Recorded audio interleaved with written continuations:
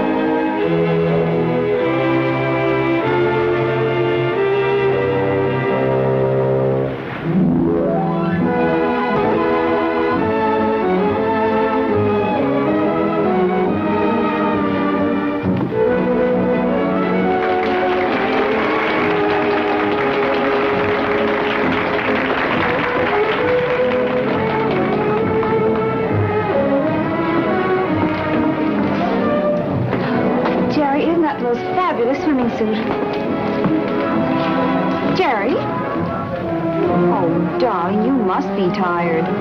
Or else this is the new old Jerry North.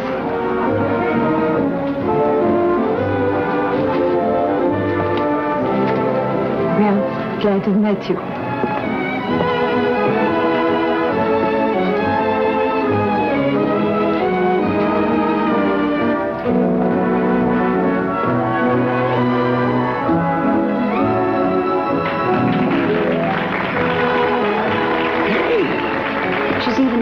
When you're not wearing glasses. Well, if you ask me, it's a pretty sneaky thing to do, ogling the girls behind your dark glasses. All right, just call me a peeping Tom. What am I supposed to do, keep my eyes shut? Of course not, darling. I want you to enjoy the wonders of nature. But I'm afraid I have bad news for you. What? Well, that particular subject of your nature study is a girl I met in the beauty parlor this morning. Her name's Smith. Miss Smith. Now, what's the bad news? Well, I believe she said that she has a ticket for the night plane to Havana. And we're leaving on the night train for New York. Sail again. The Northern Flyer are now leaving for New York via Palm Beach, Jacksonville, Atlanta, Washington, and Baltimore. Board! See, Jerry, I told you we had plenty of time. Sure, we must have 30 seconds to look out, Pam. Sorry.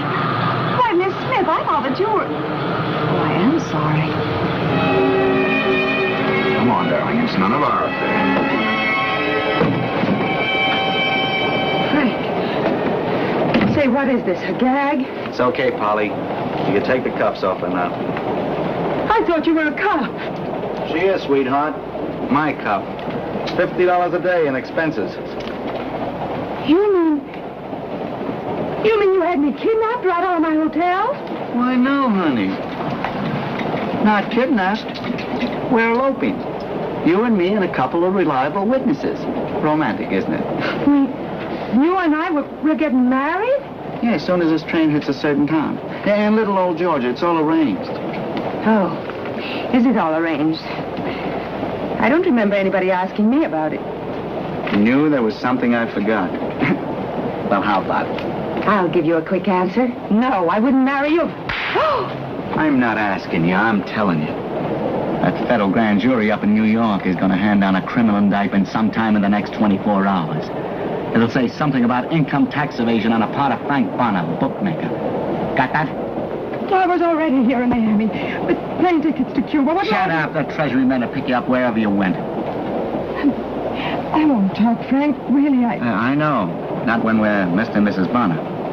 Wife can't be made to testify against her husband. Very neat. Did Laughing Boy figure this out for you? Randy does my bookkeeping. I do my own thinking. You're just lucky I'm not the old-fashioned type. I'm a lucky kid, all right. You said it. Because there are other ways of making sure you don't talk out of turn. An old-fashioned guy would have thought of them first. But, we don't have to worry about that. Do we, honey?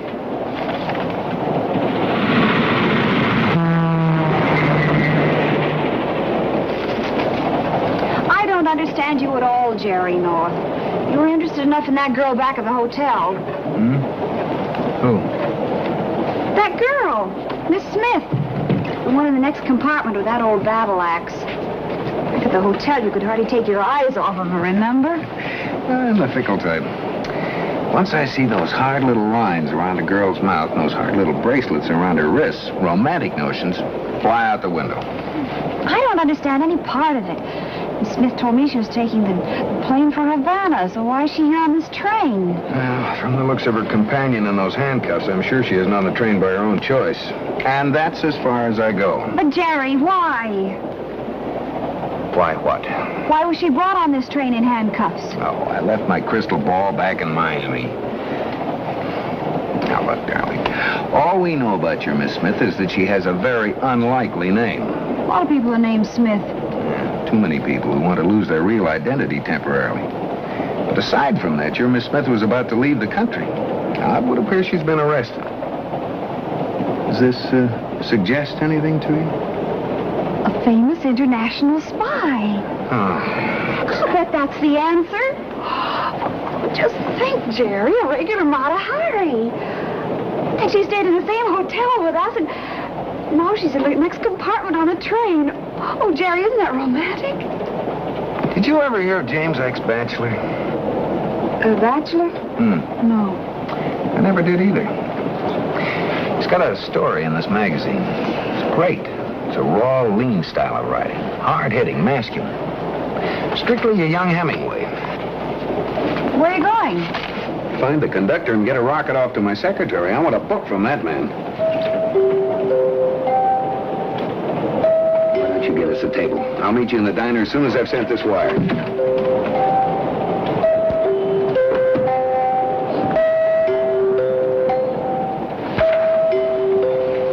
Your bride-to-be is hungry. Okay. Ring for the porter, we'll get some food in here. Well, why can't we eat in the diner? Because I like it in here. Oh, stop. I'll behave. You don't want me to get that cooped-up feeling before we're married. If you ask me, Frank, it makes us look more legitimate. You know, everything open and above board. Who asked you? Okay. You be a good girl. We won't get you dessert.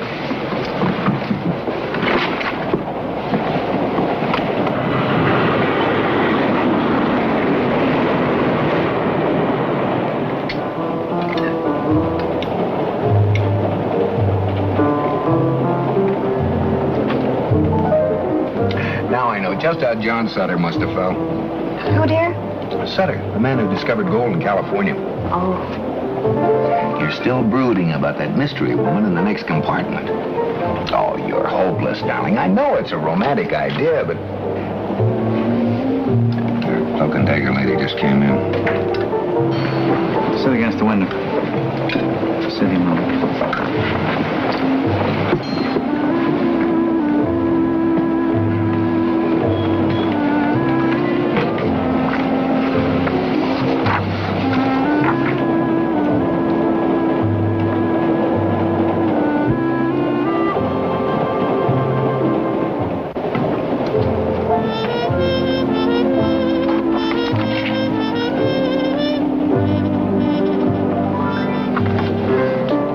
Monica? Oh, I thought maybe brook trout. Why don't you get the waiter? Where?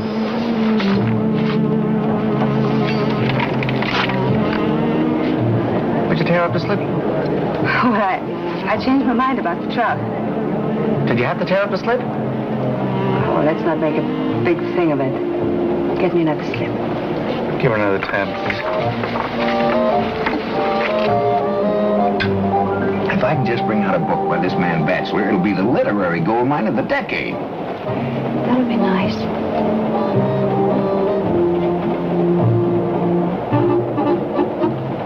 Pam. Yes, dear? I think you better use this, unless you're planning to lick your fingers. Oh, what's the matter with me?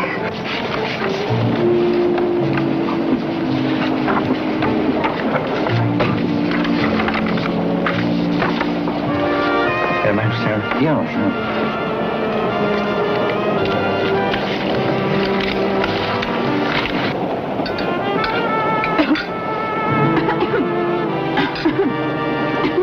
What's the matter, dear? Oh, I just went down the wrong way. I'm all right.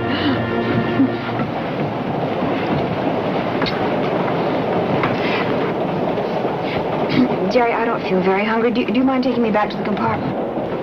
Oh, of course, dear. Excuse me.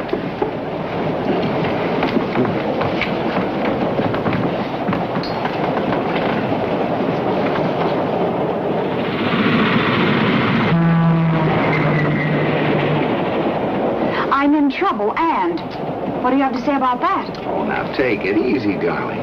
If she were in some sort of immediate danger, all she had to do was yell for help. The dining car was full of people. Well, maybe they were holding a gun on her. A 50 caliber machine gun concealed in one of the stuffed dollars? No, Pam. The odds are she's got a wheel loose somewhere. Just wants attention.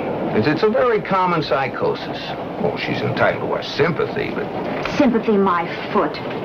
We've got to find out what's wrong and help her. Now, look, Pam, we can't go...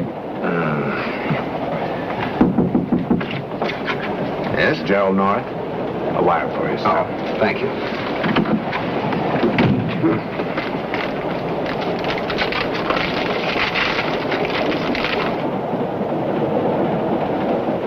Oh, no. Something wrong, dear?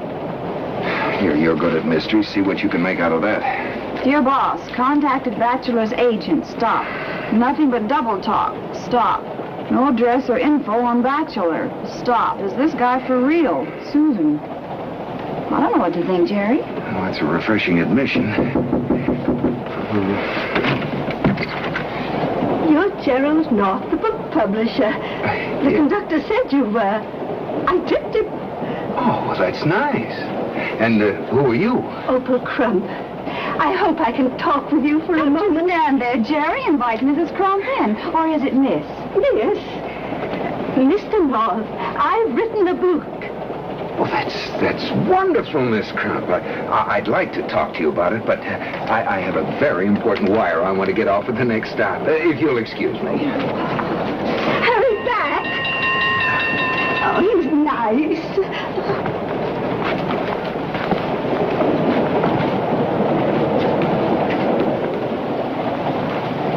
While Frank's having a cigar, I want to have a talk with you.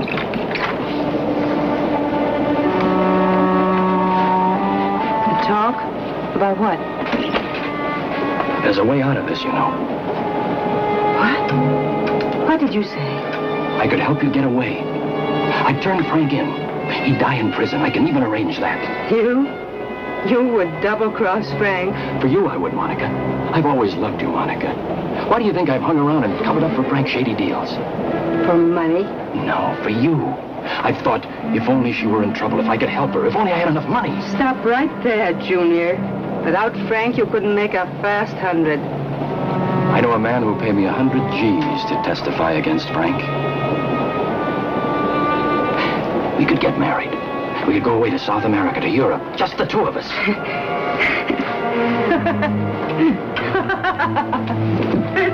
Just the two of us. Mr. and Mrs. Rat. No thanks. Frank's no prize, but at least he's a man. But Monica... Don't touch me. You'll make my flesh crawl. Monica... You... And that's how we spent our vacation. I can't imagine what could be keeping Jerry so long, Miss Crump. That's all right, dear. Don't worry about me. But perhaps I'd better go find you. I understand how it is with you young people. You can't bear to be apart. Tell Mr. North I'll call on him at his office in New York. And it's been nice talking to you. Thank you, dear. It's been a pleasure, Opal.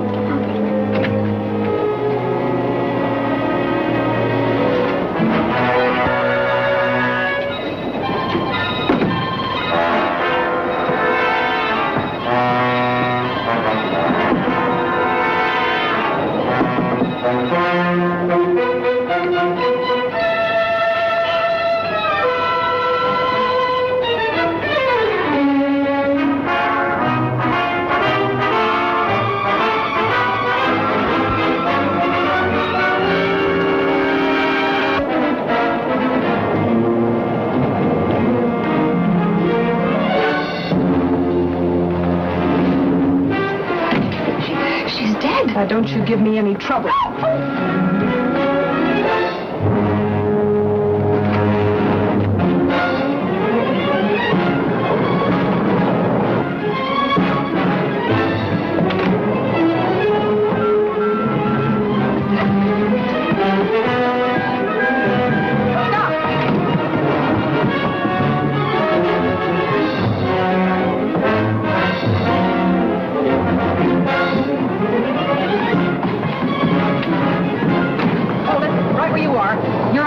For murder.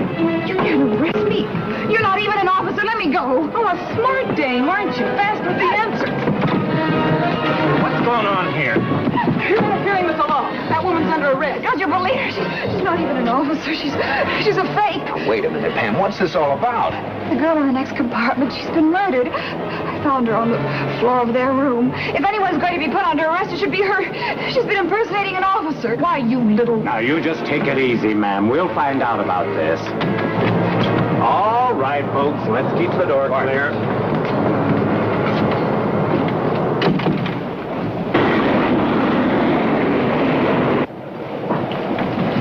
Remember Bill Weigand telling us that officers only carry revolvers? Well, she was carrying an automatic, and that's how I knew she was a phony. All right, darling. Now, let's get back to the murdered girl. Well, I thought I heard some strange noises coming from this compartment, so I came out to investigate. And I knocked, and there was no answer, so I shoved the door a little like this, and it opened, and I... What have you done with her? We've done with who? What is she talking about? What are you doing here? Mister, we caught your friend holding a gun on this lady. And Mrs. North, she says there was a dead woman in your compartment. Well, I saw her. She was lying right there.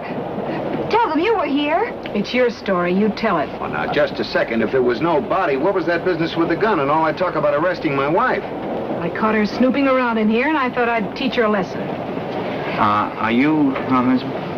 I am? Well, you got my deepest sympathy, but can't you keep in your own compartment? Oh, now, look here. You can't be... I'm sorry we disturbed you, Mr. Bonner. It won't happen again, sir. But I tell you what... Yes, ma'am. It'll be all right. You just take it easy now. Hey, mister. My gun.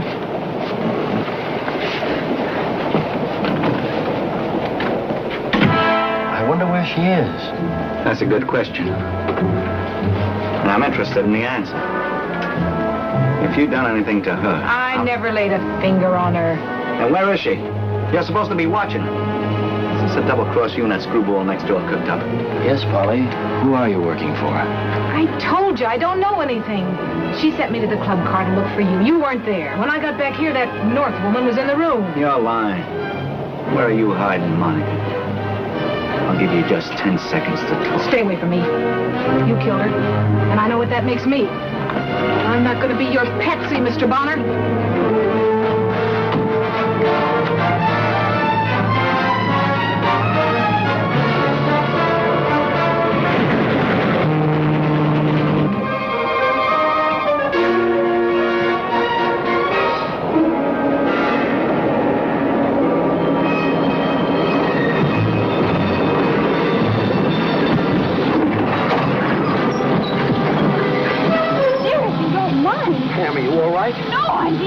To death. Jerry, you're simply going to have to go on a diet. Oh, come on, Jerry, something's happened.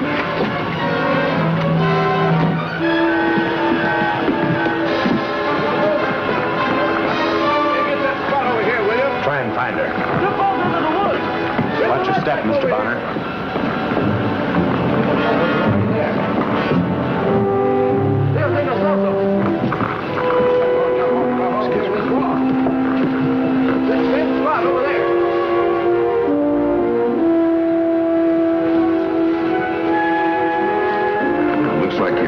Corpse decided to take a little stroll, darling. You wait here. I'll have a look.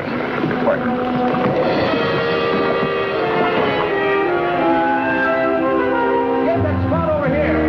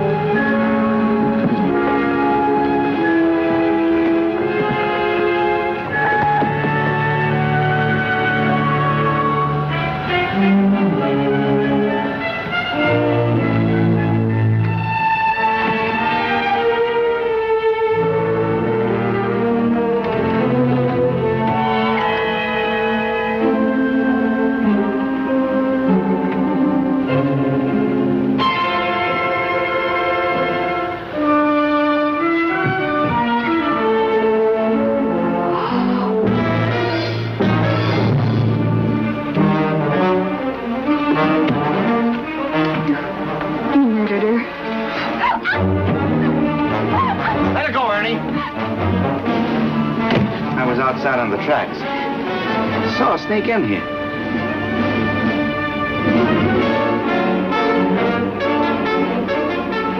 What do you want, Ernie?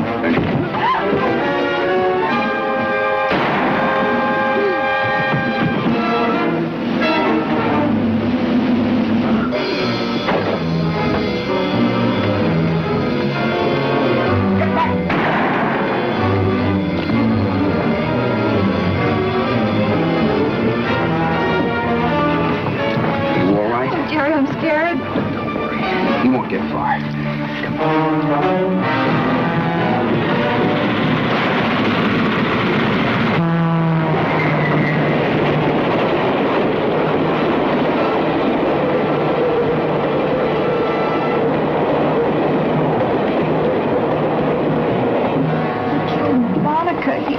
He would have killed me.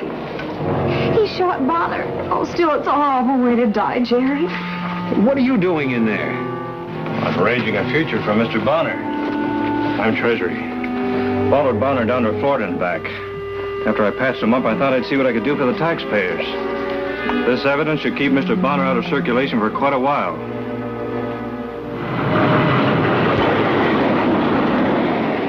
Newark, next stop, Pennsylvania Station. Oh, Jerry, I'll never get this thing closed. Here, let me see what I can do. I don't understand. You didn't have any trouble with this bag at the hotel. What are you doing? Stealing blankets from the Pullman Company? Jerry, what a thing to say. Of course not. Let's see, what is it? What's this? And where did it come from? Well, Jerry, you Don't see... tell me. I know that sweet little old lady, Miss what? Crump. Yeah. Oh, how can you do this to me? You know I haven't got time to read every ambitious amateur's crosswinds. There must be 1,000 pages. I ought to make you read it. I hope Miss Crump thought to put her address in it so we can mail it back to her. Crosswinds by James X. Batchelor, Opal Crump of... James X. Batchelor? Opal told me that's her pen name. You darling, you sweetheart, you ever-loving little gold mine. Yes, he's here. We just walked in the door. It's your office, Susan. Oh, yes, Susan, we had a wonderful trip. He just took his coat off. Thank you. That's right. Oh, we had a ball. Of course, the girl in the next compartment on the train was murdered, but I guess that's about par for the North. What's on your mind? Oh, I see. Well, thank you very much, Susan, for the information. I'll make it in this afternoon. Something wrong? Yeah. Susan just located Francis X. Batchelor. He's a patient at the Walter Reed Hospital in Washington, D.C. Which brings up a very interesting question. How did his name get on this manuscript? Well, you see... Oh, Jerry... Come on, Pam. I want to know whose idea it was to give Opal Crump a pen name. This particular name. Mine. Yeah, well, that figures. But why? Just to make sure I'd read the book? Oh, now, really, Pam, you drag me in and out of murders, trap me into reading novels written by sweet little old ladies, and... Oh, I love you anyway.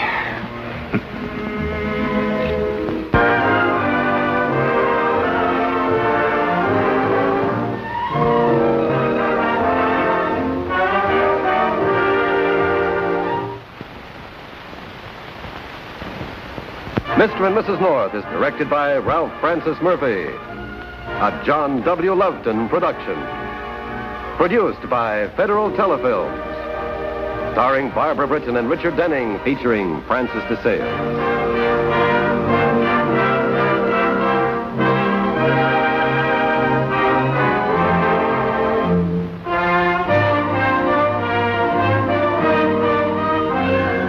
This has been a film presentation.